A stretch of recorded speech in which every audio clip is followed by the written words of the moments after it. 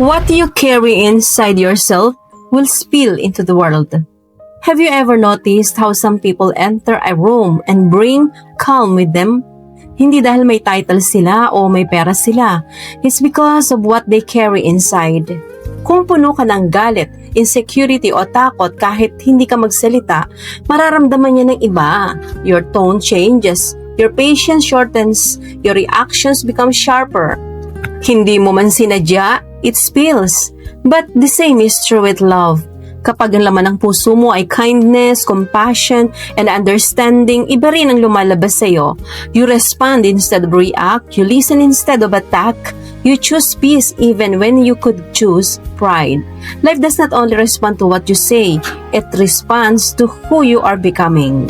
Minsan ang akala natin ang problema ay ang ibang tao, pero kung titingnan natin ang mas malalim, we realize that our inner world shapes our outer experience. Kung ano ang dala mo sa loob, iyon ang ipapasa mo sa labas.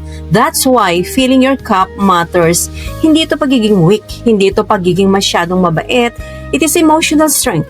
It is maturity. It is choosing to grow instead of spreading pain. So today, be mindful of what you allow to stay in your heart. Protect your peace. Choose conversation that build, not destroy. Spend time with people who nourish your spirit. Ang mundo ay hindi laging kontrolado pero ang laman ng puso mo kaya mong bantayan.